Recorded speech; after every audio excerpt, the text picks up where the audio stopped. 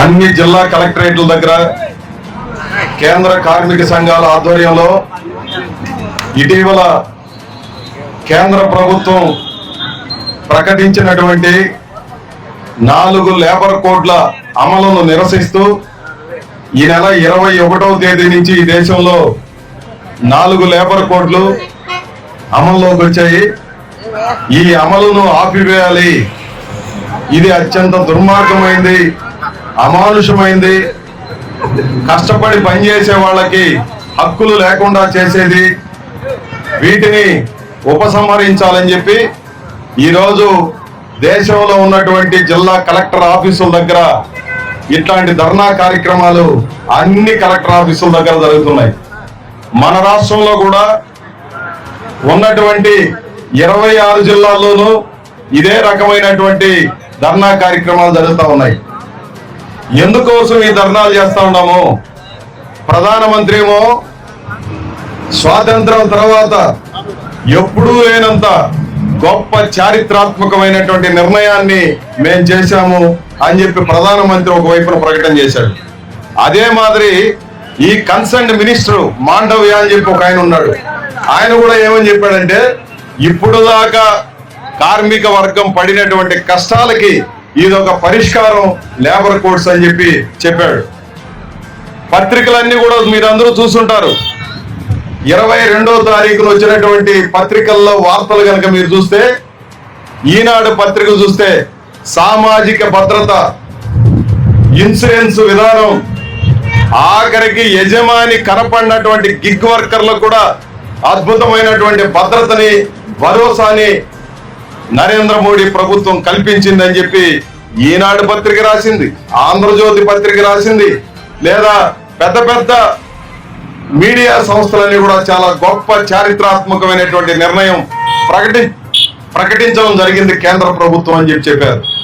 మన వాళ్ళు కూడా చాలా మంది తెలియకుండా ఆ వార్తలన్నింటినీ కూడా షేర్ చేశారు. ఓహో, ఏదో చాలా గొప్ప పని జరిగిపోతుంది. గొప్ప పని కాదు. కార్మికుల గొంతు మీద కత్తి పెట్టి మేము కోసేయబోతున్నాము అని చెప్పేది ఈ 4 లేబర్ కోడ్స్. ఇప్పటి వరకు ఉన్నటువంటి హక్కులన్నింటినీ కూడా అదృశ్యమైపోయినాయి. ఏమిటా హక్కులు అని చెప్పి మీకు అందరికీ డౌట్ ఉండొచ్చు. సమ్మెకు పోవాలనంటే మనము 14 రోజుల ముందు సమ్మె నోటీస్ ఇస్తాం.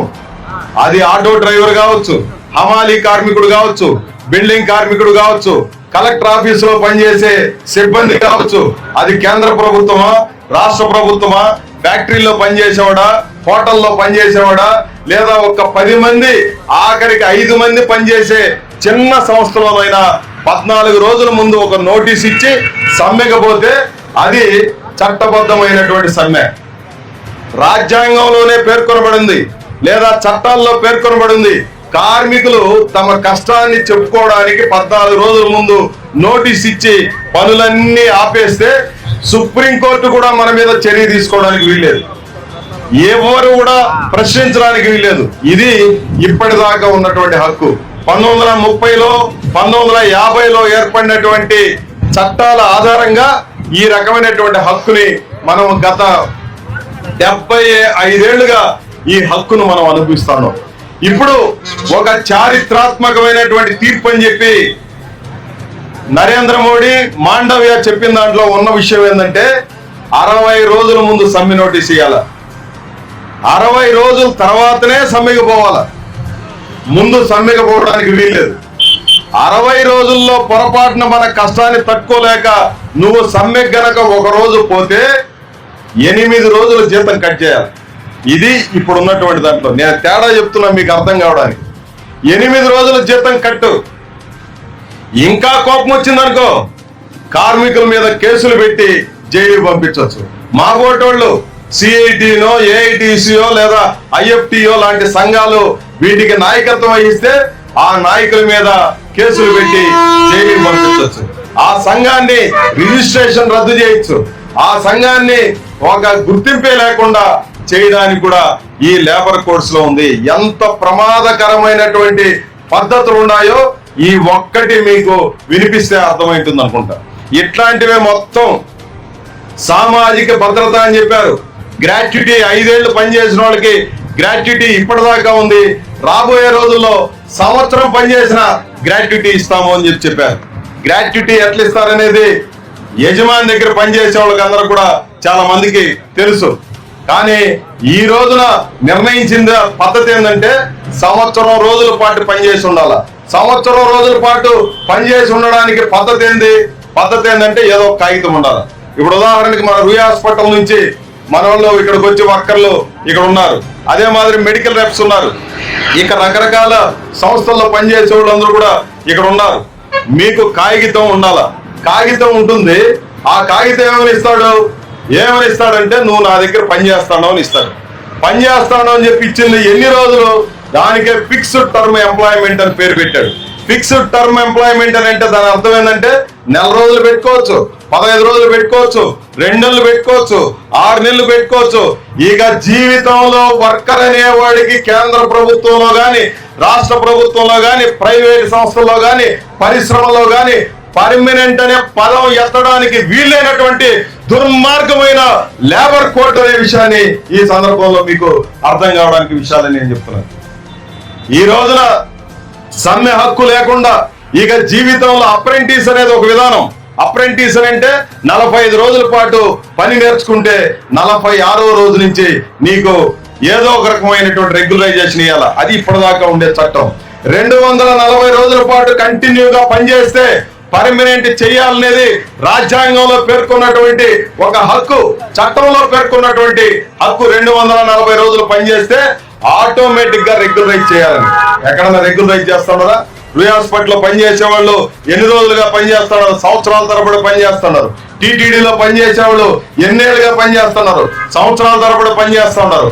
అన్ని చట్టాలు ఉన్నప్పుడే పర్మనెంట్ చేయనటువంటి వాడు ఈ చట్టాలన్నీ రద్దు చేసి ఇప్పుడు లేబర్ కోడ్ అనే పేరు పెట్టేసి దీంట్లో ఫిక్స్డ్ టర్మ్ ఎంప్లాయ్మెంట్ అనే పేరు పెట్టేసి నీకు ఎప్పుడు నచ్చుతుందో అప్పుడు పెట్టుకో, ఎప్పుడు వద్దనుకుంటే అప్పుడు తీసేయని చెప్పి హక్కు ఇచ్చిన తర్వాత సంవత్సరం పాటు కంటిన్యూగా నీకు ఉద్యోగం ఇచ్చి, నీకు ఒక కాగితం ఇచ్చి, నీకు అవసరమైనటువంటి ఇన్సూరెన్స్ కల్పించి ఇవన్నీ చేస్తాడా?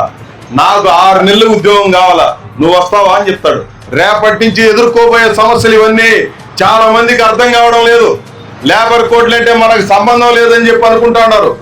ఆఖరికి రాష్ట్ర ప్రభుత్వ ఉద్యోగులకి, కేంద్ర ప్రభుత్వ ఉద్యోగులకి, కాంట్రాక్ట్ కార్మికులకి, అవుట్ సోర్సింగ్ లో పనిచేసే వాళ్ళకి, క్యాజువల్ గా పనిచేసే వాళ్ళకి, పరిశ్రమల్లో పనిచేసే వాళ్ళకి, ఆఖరికి ఆటో డ్రైవర్లు, బిల్డింగ్ వర్కర్లు, హాకర్స్, స్కీమ్ వర్కర్లు అందరి మీద దీని ఎఫెక్ట్ పడబోతా ఉంది. రాబోయే రోజుల్లో ఏ రకమైనటువంటి హక్కు లేని దౌర్భాగ్యకరమైనటువంటి జీవితాల్ని అనుభవించే రోజులు ఈ దేశంలో 40 కోట్ల మంది కార్మిక వర్గానికి వచ్చిందనే విషయాన్ని మనం అర్థం చేసుకోవాల్సినటువంటి అవసరం ఉంది. ఇప్పటికీ చాలా మందికి తీవ్రత అర్థం కావడంలే, చాలా మంది అధికారులకి అర్థం కావడంలే. ఏంది లేబర్ కోడ్లు అని చెప్పి మాట్లాడుతూ ఉన్నారు. ఏమి లేబర్ కోడ్లు అని అంటే మీరు ఎందుకు అంత కోప్పడిపోతున్నారు, ఎందుకు అంత పెద్ద ఎత్తున పోరాటాలు చేయాలంటున్నారు? బాగుందని చెప్పి అందరూ చెప్తున్నారు కదా.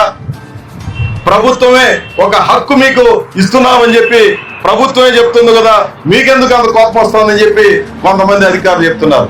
ఈ విషయం, దాని తీవ్రత, దాని లోతు అర్థం కానటువంటి వాళ్ళందరూ కూడా ఈ రకమైనటువంటి అర్థం పర్థం లేనటువంటి వ్యాఖ్యానాలు, లేదంటే అర్థం పర్థం లేనటువంటి అనుమానాలు, సందేహాలు, తెలిసి తెలియనటువంటి ఇవి చేస్తున్నారు. బీజేపీ వాళ్ళు ఒకవైపున వాళ్ళ నాయకులు, వాళ్ళ తరపున ఉన్నటువంటి జర్నలిస్ట్ అందరూ ఇది ఒక అద్భుతమైనటువంటి ప్రక్రియ, ఈ భారతదేశంలో ఎక్కడా లేనటువంటి అద్భుతమైనటువంటి చట్టాన్ని ఈ నరేంద్ర మోడీ గారు తెచ్చారు. ఇది చట్టం కూడా కాదు, కోడ్స్ అంటే మీకు తెలుసు కదా, స్మృతి, దాన్ని ఒక గుర్తులాగనమాట. అది గుర్తు. కోడ్ అని అంటే చట్టం కూడా కాదు. అమలు చేస్తే అమలు చేయొచ్చు, అమలు చేయకపోతే పట్టించుకోవాల్సినటువంటి అవసరం ఉంది. అమలు చేయకపోతే గతంలో ఏముండేది?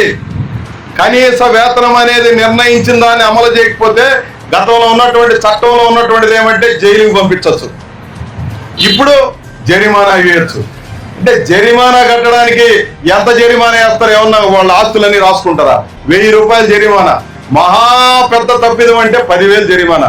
1000 రూపాయలకి 10,000కి కార్మికుల కష్టాన్ని ఈరోజు ఏమన్నా పట్టించుకుంటారా? 10 రెట్లు జరిమానా అంటాడు.